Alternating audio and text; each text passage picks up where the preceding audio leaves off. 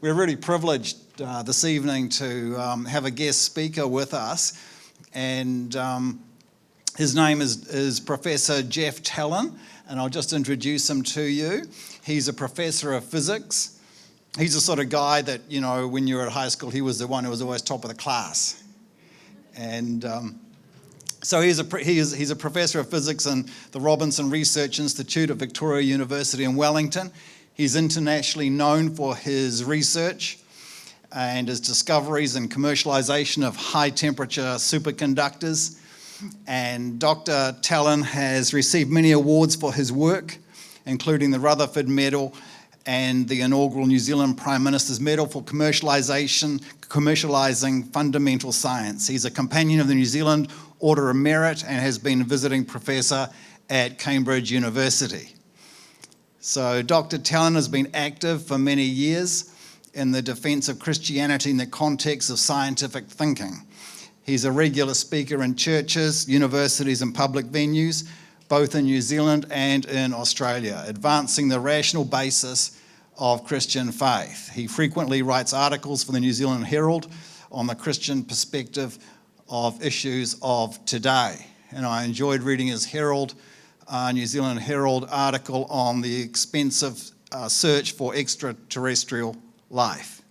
And that was fascinating. So, and I know he's going to bring Professor Tallon is going to bring a very interesting talk to us this evening. So where are you, Doctor? Come on up, man. And let's give him a hand as he comes onto the stage. Thank you, first of all, for the invitation to come and speak. I'm privileged to have been a scientist all my life and a Christian all my life. And, the two just come together beautifully. To a lot of people, it's kind of anathema, the idea of being a scientist and a Christian all one's life. Many people think that the two are completely opposed. But of course, Christianity is not blind faith, but it's faith which is supported and promoted by evidence and data. And so I'm speaking tonight, and then in a month's time I'll be speaking about astronomy in the Bible, and I'll be particularly looking at the absolutely remarkable authority of the Bible as supported by astronomy. Tonight, I'm talking about accident or design, the fine-tuned universe, and this is what once would have been called natural theology. And I want to make a qualifier straight away, and that is, if we go back to C.S. Lewis's writings, he was not very keen on natural theology. His view was that the Bible always starts from the premise of God, and that God is the creator of heaven and earth. And it works from that premise to look at the world about us and our position in the world and our position in relation to him. Nowhere does the Bible look at creation and say, creation is wonderful, therefore God exists. As somebody said, I believe in God not because I believe in design. I believe in design because I believe in God. Now, that's my sort of qualifier, and I'm not going to be referring all that much to the scriptures. This is just working from what we know about the world about us and what it teaches us about the nature of the universe and drives us inexorably towards the fact that this is a created universe. And, my Christianity informs my research, and my research certainly informs my Christianity, and that's the way it must be. Okay, I think having made that qualification that in a sense, I'd rather not be talking about accident or design, the fine-tuned universe. I'd much rather be talking about straight from the Bible and what does science have to say about the Bible. That'll come.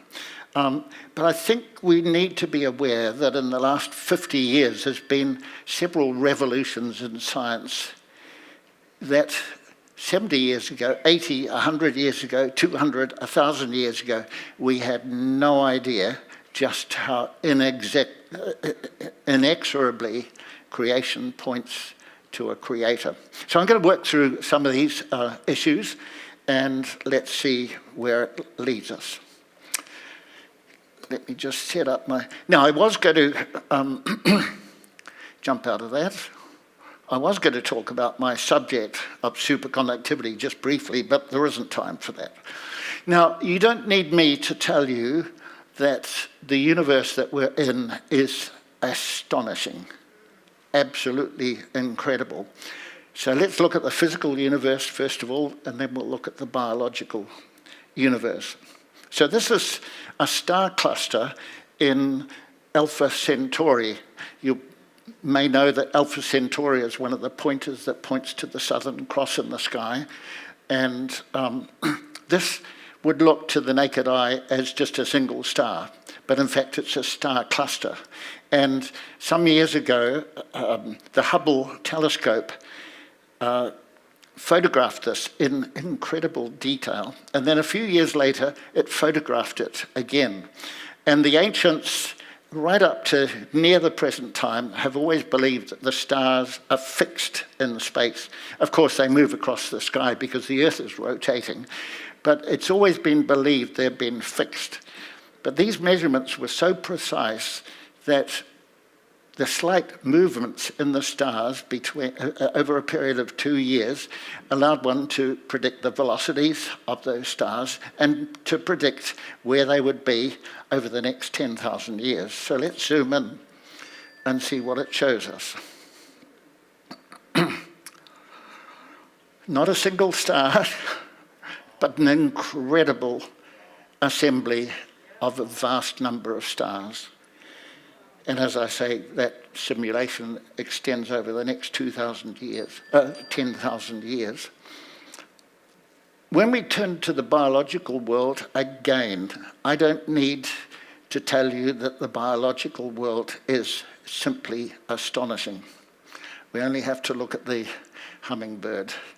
And of course, this is a slow motion picture of the hummingbird, and the incredible stability that that bird has as it sucks the nectar is astonishing.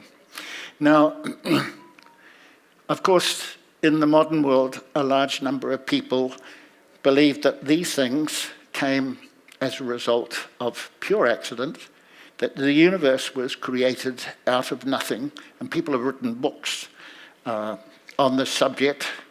A universe ex nihilo, out of nothing. Let's test that a little bit.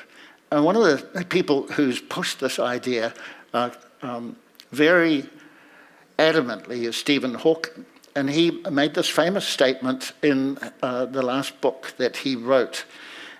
All you need is gravity and a universe will create itself. And it doesn't take much to see that this brilliant physicist is just using circular arguments. Because what is gravity? Gravity, of course, is part of the universe. Now, let me just point up here. This is what's called the standard model of the universe. These ones around the outside are the matter particles, and there are 12 of them. Here's the electron, here's the muon, these are neutrinos. This is the up quark, this is the down quark. 2 of these plus 1 of these makes a proton. 2 of these plus 1 of these makes a neutron. So all the fundamental particles that we know of in the universe are constructed from this diagram. So there are 12 there, and there are 24 in total if you include all of the antiparticles. So these particles interact via gravity. They have mass, and any one of those particles will attract another particle. So when Stephen Hawking says all you need is gravity, you don't just include gravity, you have to include these 24 different particles. it acts on mass, and the mass is created by this Higgs boson that sits in the middle here. Gravity, you'll possibly know, curves space-time, and that's the way in which the force of gravity is propagated from here to another point by distorting space-time. So all you need is gravity. Well, gravity involves all of these 24 different particles. It involves the Higgs boson. It involves space-time because it cannot act without space-time. And at very high energies, if you go back right to the first moments of the Big Bang, all of these force particles, this is the photon, this is the gluon that binds nuclei together, this is the W and Z bosons, and the Higgs boson. And one more, the graviton, which is yet to be built into this picture but must exist. All of these, at very high energy, become identical to each other. So when we say all you need, or when Hawking says all you need is gravity, what he's really saying is you need all the particles in the universe, you need all the forces in the universe, and you need space-time, and the universe will create itself. In other words, all you need is a universe, and hey presto, you've got a universe. It's a totally circular argument, and there's no doubt that Stephen Hawking was a brilliant man, but what his argument was resting on was his predication that there is no creator. And that blinded his eyes to the most obvious logical error. Science cannot explain why or how there is anything rather than nothing. Science works on the principle of cause and effect. This effect results from this particular cause, but if we go back to the first moments of the universe, cause and effect break down. There's a singularity there, and one cannot, through physical principles, explain where it all came from. Nothing is actually beyond the scope of science. Now, the closest thing to nothing is what's called the vacuum, and it's worth just discussing this briefly. The vacuum comprises space-time. It comprises all the inherent laws of the universe and all the constants of nature or of physics. It's also very busy. So here's a simulation of the vacuum. And what is happening here is these gluons are fluctuating in and out of existence constantly. It's extremely busy. There is no such thing as nothing. The vacuum is extremely busy. And it has all the inherency that we know that the universe has for physical interaction, the forces of nature, and the constants of nature. And we'll come back to that in a moment. Okay, I'll talk a little bit more about these forces that are in here. I'll remind you, this is the gluon that binds nuclei together. This is the photon, which is behind electromagnetism. So let's start with gravity. So as I've mentioned, the one item that's yet to be built into this picture is the graviton, but that's what governs gravity. Of course, that pendulum operates because of the Earth's attraction for the end of the pendulum, pulling it towards the center of the Earth. Electromagnetism, this is governed by the photon. The forces between nuclei is governed by the gluon. And finally, radioactive decay, there are forces involved in this that are mediated by the so-called W and Z bosons. And all of these are in intimate balance. If you increase the interaction of the photon just ever so slightly, then what you find is you no longer have protons and neutrons. Everything is neutrons. And so it goes on. All of these particles and all of these forces are in extremely fine balance. Now let me illustrate just how fine the balance is. So first of all, we know from observation that the universe is nearly flat. That means space is neither curved this way nor curved this way. It's completely flat, and we can use Euclidean geometry to describe the universe. We also know that the universe, the density of the universe, is very close to what is called the critical density.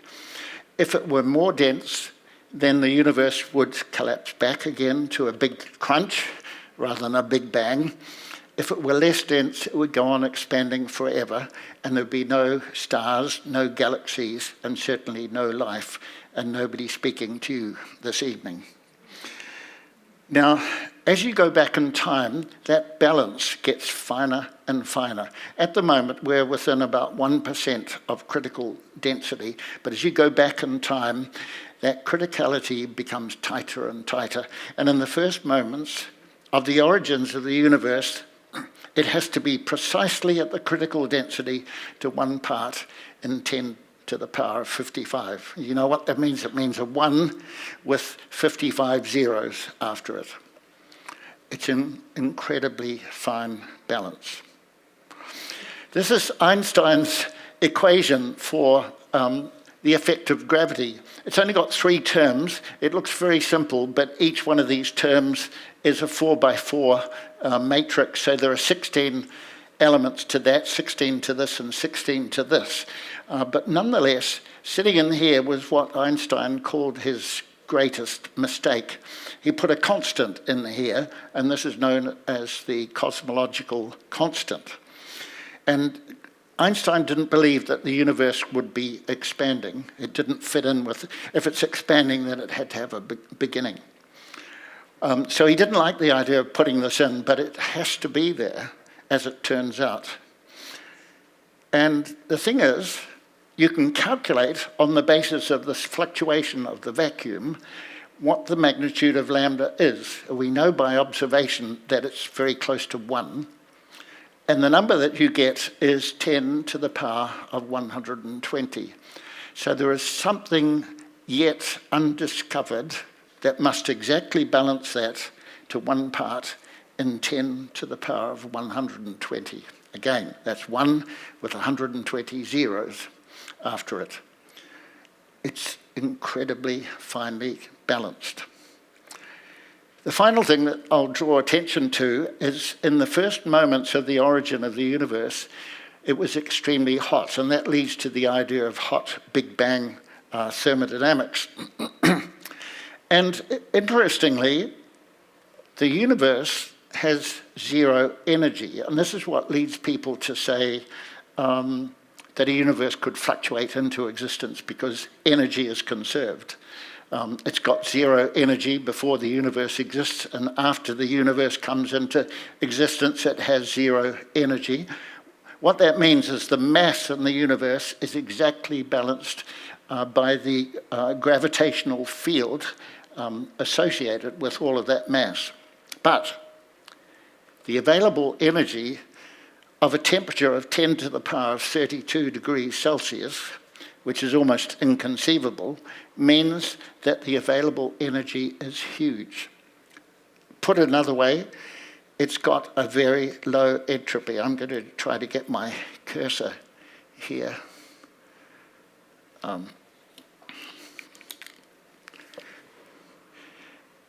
Pointer options, laser pointer. Okay, so you can see that there, right. So that means the universe has got very low entropy, and it's highly ordered in its first moments. And Roger Penrose, who was the supervisor of Stephen Hawking's thesis at Oxford University, asked himself, how accurate must the creator's aim be to achieve the very low entropy that existed in the beginning of the universe? And he came up with this number, 1 part in 10 raised to the power of 10 raised to the power of 123. Now we can write that down quite compactly in that notation, but if you wanted to write it out in normal notation, the universe isn't big enough and the universe isn't old enough for it to be written out across the entire universe. That's a huge number. And it tells us that the existence of our universe is not just deeply improbable, it's so close to impossible that it's not worth considering the difference. So I've just highlighted these are the most extreme fine balance elements of the universe. There are many other elements that describe this. So here's a summary from a very well-known cosmologist. That's meant to represent the entire universe. It's the cosmic microwave background, and it sits in incredibly fine balance, unbelievably fine balance. And this is what Frank Tipler, a cosmologist, wrote. When I began my career as a cosmologist some 20 years ago, I was a convinced atheist. I never in my wildest dreams imagined that one day I'd be writing a book purporting to show that the central claims of Judeo-Christian theology are in fact true. That these claims are straightforward deductions of the laws of physics as we now understand them. I've been forced into these conclusions by the inexorable logic of my own special branch of physics. That's a pretty amazing statement. And I think it illustrates that even though, with my qualifier at the beginning, that ideally we shouldn't be working from natural theology to God, for many people, this is exactly what has occurred. They've seen the evidence and they've deduced there must be a creator. The next step, of course, is what is that creator like, and how does he wish to relate to me? And of course, we can only turn to the Bible for that. When we turn to the biological world, we find a very similar situation. It's so deeply improbable that it borders on the impossible. Okay, we all know that DNA has got this structure, this double helix structure, that the cross-links in the DNA are what codes for making proteins. Proteins are long-chain molecules. They have amino groups along them, and there are 20 different amino groups that occur in proteins. The human body manufactures 100,000 different proteins, and you'll see some big numbers coming up soon. But the different roles of these proteins is governed by the sequence of these amino groups. Some of these amino groups are water-loving, and some are what we call water-hating. And so there's a tendency for a protein to fold up in very specific ways, so it exposes to the outside the water-loving amino groups, and in the core, hidden away from water, are the water-hating amino groups. And so you get a folding of proteins like this, and I'll show you some more examples soon. And of course, there's this coding that occurs here. For one amino group here, there's a coding of 3 cross-links in the DNA. In this case, TCT, and that codes for serine. And there are different codes for the 20 different amino groups in the chain. Okay, now here's one that we're familiar with, and that is hemoglobin. And there's a chap called Stephen Freeland working at Cambridge University who looked at this issue of the code, and many people have recognized there are many other possible codes that could exist for coding for making proteins. And so he did computational work, initially looking at 1 million different coding systems to see which are the most error-prone and which are the least error-prone. And here's his distribution. So this blue curve here are the million different other codes that were investigated. Plotted along here is the error value, and the natural code that exists is the least error-prone code possible in 1 million other possible codes. Now, subsequently, he expanded that work out to 100 million that the natural code is the least error prone in 100 million other possible codes. How on earth could this ever have happened? Now, the normal approach to a problem like this would be to say by natural selection, there are small increments and eventually it works its way to the most efficient code. But here, change the code in the slightest way and the whole chain of that protein changes. It's not just one element on the chain of the protein that gets modified. It's not a small mutation. This is a total disaster. You know, every single protein would lurch from one state to another, and there's no way. It was recognized by Francis Crick that this simply couldn't happen, but he had no other solution. Okay, let's press on. It's worth stopping to look at how this all happens. How are these proteins made? And the very first thing is the DNA has to be opened up, and it's opened up by a molecular machine called polymerase. In here, the blue is one side of the DNA chain, and red is the other side of the DNA chain. And polymerase opens it up, and it starts to copy it onto what's called messenger RNA, which is basically a copy of the code that's in the DNA. Now, these things are well enough understood now that you can make simulations of this process. So the blue down here is the polymerase, this is the DNA, and this is the growing chain of the RNA copy of the code. And it's truly astonishing. These things that are floating around here are the different segments that have to be added on to the growing chain, but they're fluctuating around quite randomly. And it's only when there's a correspondence to the code of the DNA that one of these is added on to the length of the growing RNA. And here we go.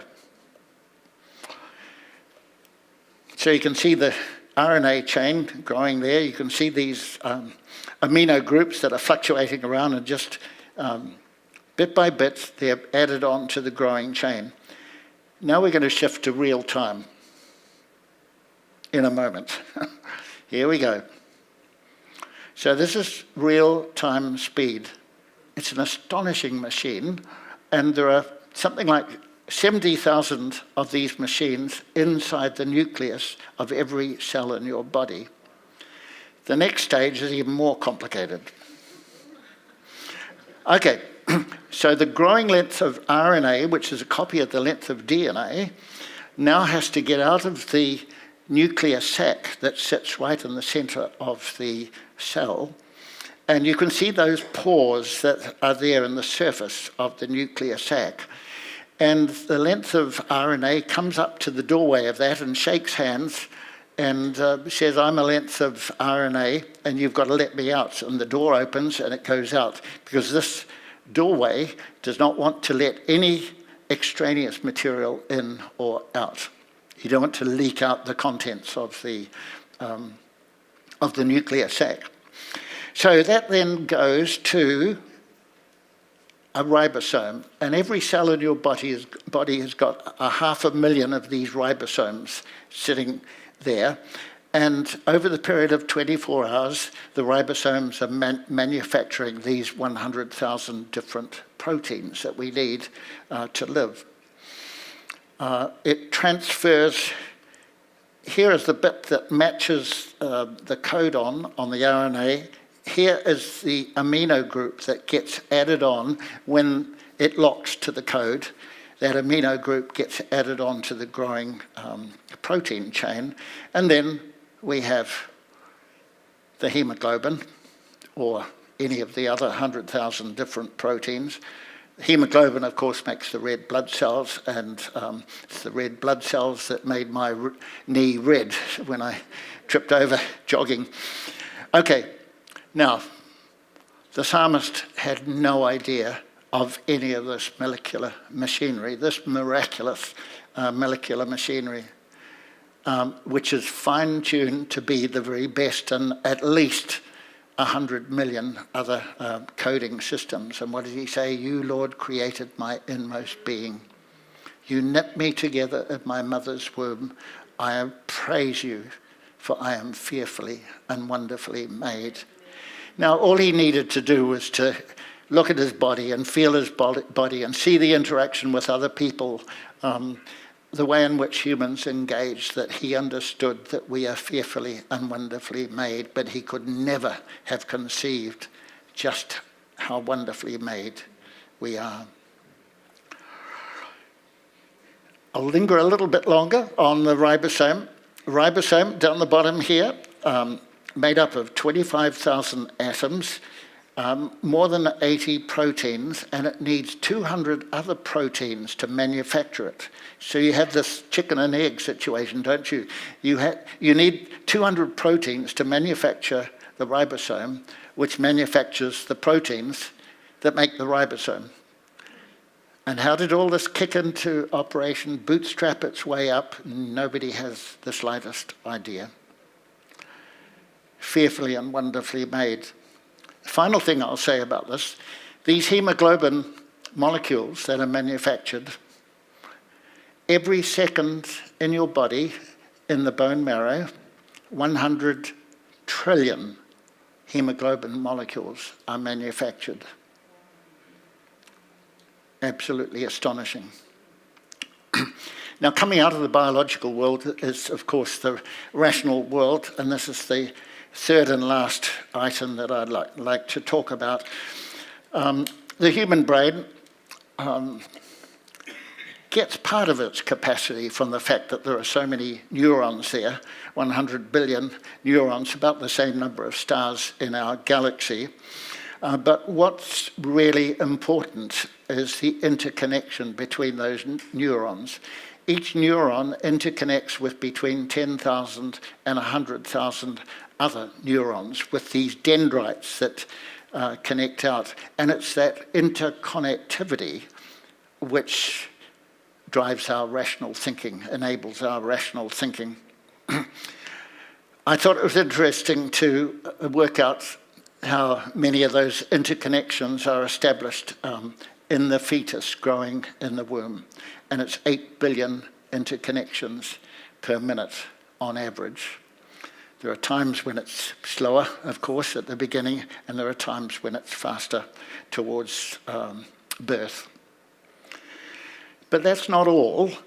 Everybody assumed until recently that the neurons were a little bit like chips, transistors in the chips that we use in computers, where every transistor in the chip is essentially identical. There's a few different types, but essentially identical. And what's been found is that every single neuron in the brain is genetically distinct from the other neurons. And for those who know about epigenetics, also epigenetically distinct. So this is an incredible machine that each one of us uses to live and move and have our being, thanks to our Creator, God. Now, it's been estimated the human brain does 1 exaflop roughly per second. An exaflop is 10 to the power of 18, so again, that's 1 with 18 zeros. It's a billion flops per second, or calculational steps.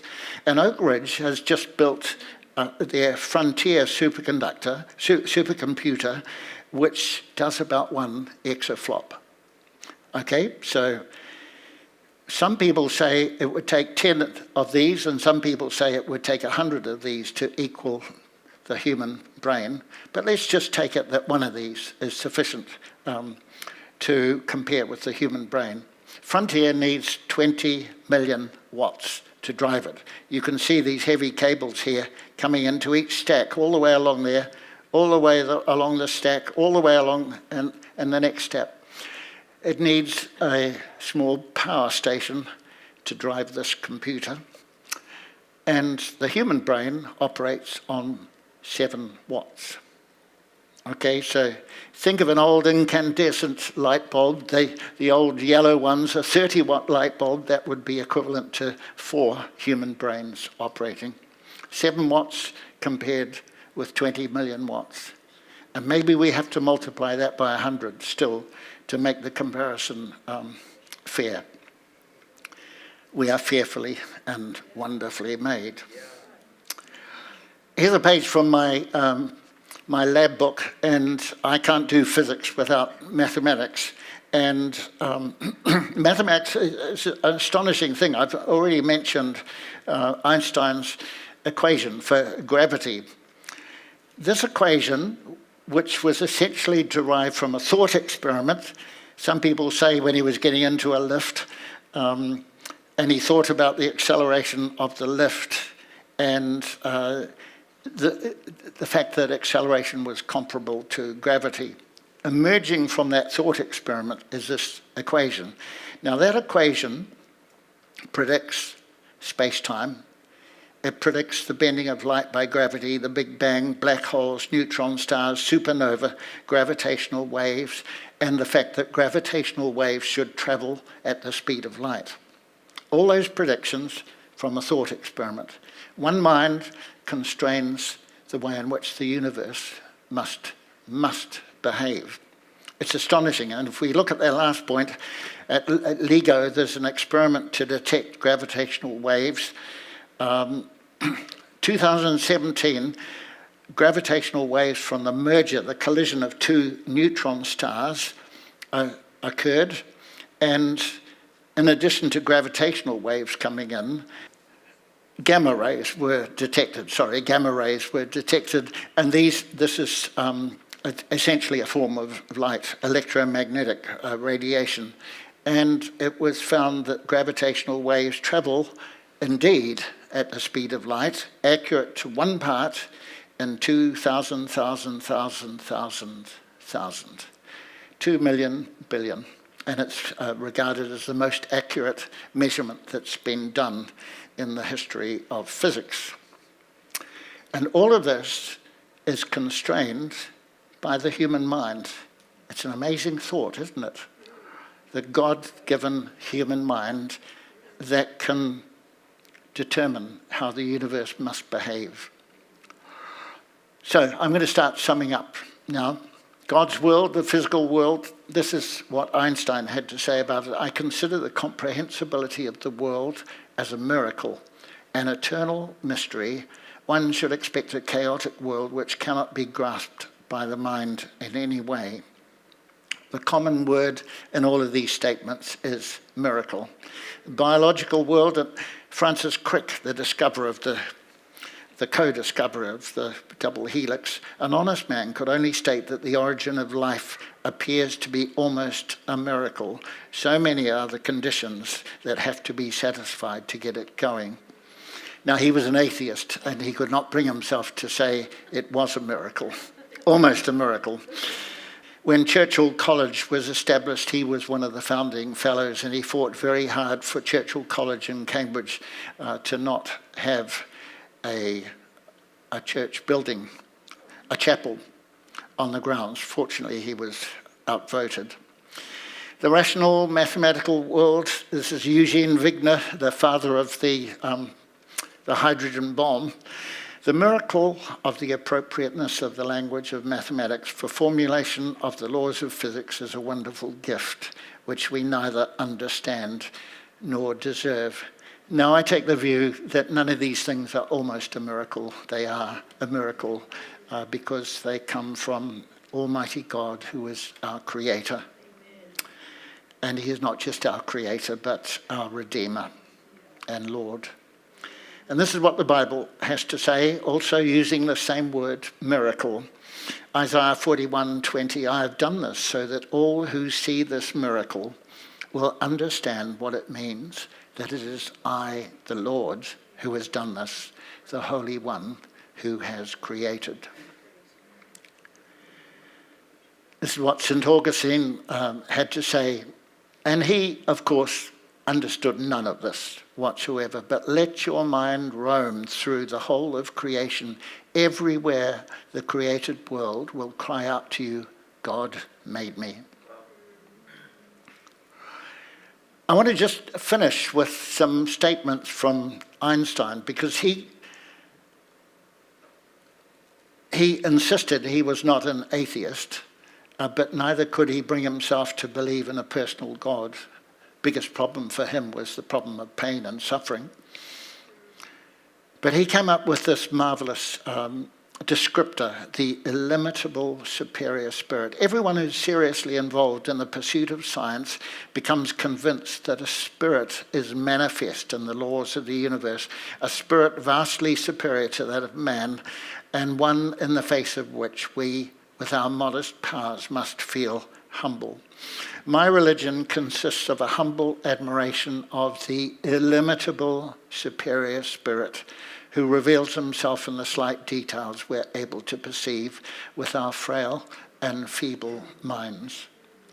And I put it to you that it's not a big step, is it, surely, to step from the Einstein's impersonal but illimitable superior spirit to the personal God of the Bible, who is creator and redeemer of all. Illimitable, superior, and spirit. Not matter, but God who is spirit. An improbable universe, I put it to you, means a probable creator. A well-nigh impossible universe, I put it to you, means a well-nigh certain creator.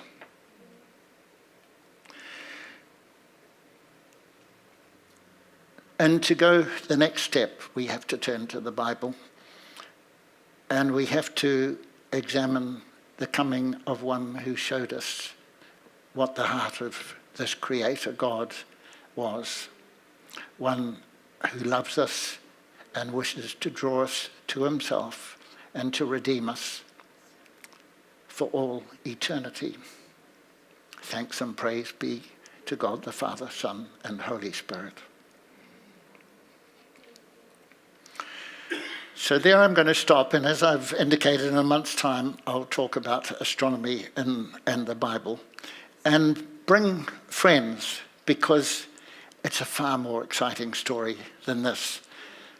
The Bible is an astonishing book, and when we bring other tools of science to bear on the Bible, we see just how remarkable it is. We see in black and white miracle, and that's what I promise you in a month's time. God bless you.